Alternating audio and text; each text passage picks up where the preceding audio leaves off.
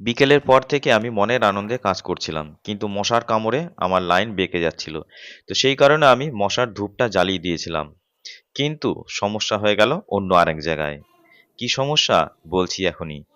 এই যে এখন ৬টা ৫ বাজে। আমি মশার ধূপটা জ্বালিয়েছিলাম, কিন্তু এখন আমি কিন্তু বন্ধ করে দিয়েছি। আর মজার বিষয় হলো এখানে একটা প্লেন ক্যানভাস পাতা রয়েছে, যাতে কোনো কিছু পড়লে কোনো অসুবিধা নেই। এখানে এই যে মশা একটাই মোড়ে পড়ে রয়েছে।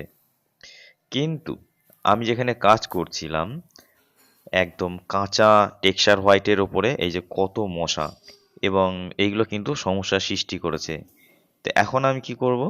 এইগুলোকে একটা একটা করে আমাকে বেছে বেছে তুলতে হবে খুবই সাবধানে, যাতে এই লাইনগুলোর কোনো সমস্যা না হয় বা ঘেঁটে না যায়।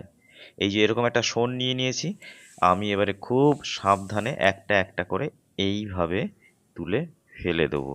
তাহলে বোঝো অবস্থা। এদের হাত থেকে বাঁচতে গিয়ে এদের দ্বারাই আমি সমস্যায় পড়ে গেলাম। তো যাই হোক, একটা একটা করে এইভাবে বেছে ফেলে দিই।